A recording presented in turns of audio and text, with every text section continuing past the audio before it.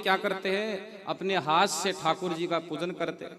रात्रि में अपने हाथ से खूब कढ़ाई में कहते वह किसको, दूध को खूब पका पका के इतना बढ़िया भगवान को दूध का भोग लगाते। ऐसे करते करते करते करते वह वामदेव जी को कहते प्रति 1 वर्ष बीत गया। लेकिन वह वर्ष बीतने के बाद में एक दिन उनको बहुत ही जरूरी कार्य, उनको कहीं जाना था। तो अपने वह नामदेव जी को बुलाया, बालक को, अच्छा बेटा इधर आओ, मुझे किसी कार्यवशात कुछ 2-3 दिन के लिए जाना है, तुम संभाल सकते हो भगवान की पूजा, ठाकुर जी की पूजा कर लोगे?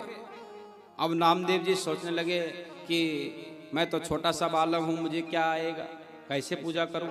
लेकिन कह दिया ठीक है नाना जी आप जाइए, मैं कर लूंगा पूजा। लेकिन अब वामदेव जी को विश्वास ही ना हो कि ये तो छोटा सा बालक है, इससे पूजा होगी कि नहीं होगी। इसलिए अब वामदेव जी जैसे तैसे, क्योंकि कार्य के लिए तो निकलना ही था, इसलिए सौंप गए और कहा कि प्रत्येक क्या करना है, प्रतिदिन सुबह भगवान की पूजा करनी है और रात्रि में भगवान को दूध का भोग लगाना।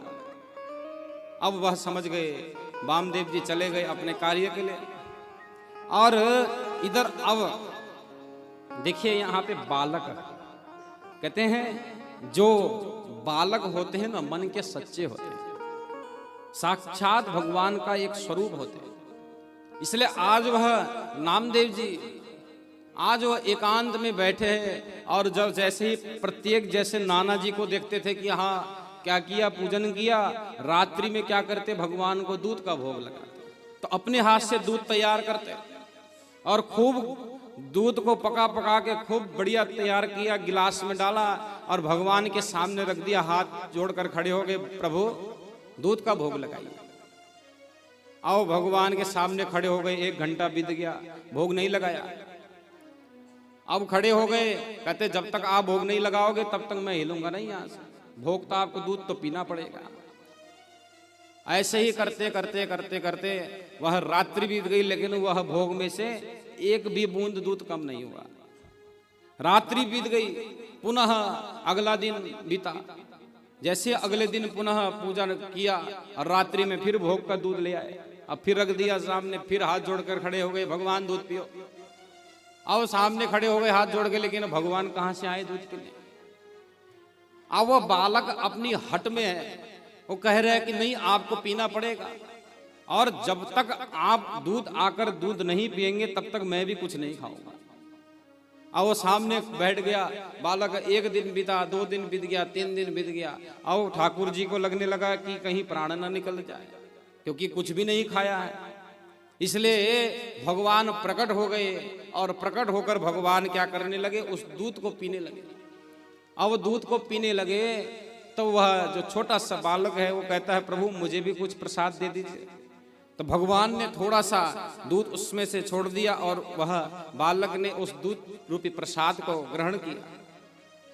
अब जैसे ही वह ये प्रक्रिया प्रतिदिन चलती रही, अब भगवान आते हैं दूध पीते, लेकिन अब उनके नाना जी वापिस आए कार्य से और कहा, अच्छा बेटा कार्य बढ़िया चल रहा है, भगवान की पूजा कर रहे हो, भगवान को दूध का भोग लगाते हो? हाँ हाँ नाना जी बिल्कुल मैं दूध का भोग लगाता हूँ और भगवान आके दूध पीते। अब वामदेव जी को विश्वास ही नहीं हुआ, ये क्या बात कर रहा है, मुझे तो 1 वर्ष बीत गया भोग लगाते हुए, कभी ठाकुर जी प्रकट नहीं हुए, कहता है कि भगवान जी आके दूध पीते हैं। अब वामदेव जी को विश्वास नहीं हुआ, इसलिए कहा कि अच्छा ऐसा करो, तुम अगले दिन तुम भोग लगाना, मैं देखता हूं भगवान आते कि नहीं आते। अब देखिए यहाँ पे दृष्टि का फर्क है, क्योंकि जिसके अंतर हृदय में परमात्मा है ना, उसको सामने भी परमात्मा का दर्शन होता है, लेकिन जिसके हृदय में परमात्मा नहीं है तो उसको कहां से भगवान दिख जाएंगे। आज वामदेव जी खड़े छुप के देख रहे हैं कि ये क्या करता है, कैसे भगवान को प्रकट करता है, तो साइड में जाकर छुप के देखने लगे।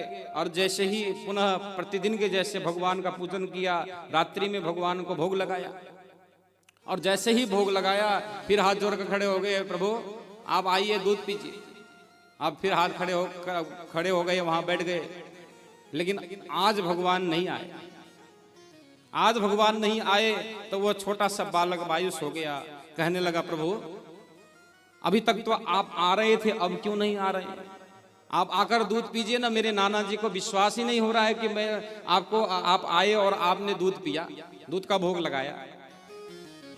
जैसे ही मन में विचार किया, तुरंत ठाकुर जी वहां मूर्ति से प्रकट हो गए और वामदेव जी जैसे ही दर्शन करे, आज उनकी आंखों से अश्रु गिरने लगे, आज आंखों से आंसू आने लगे।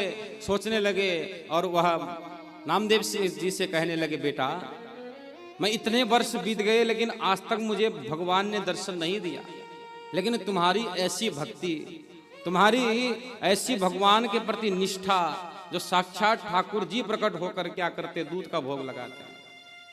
तो ये क्या होता है? ये भगवान के प्रति भक्ति है।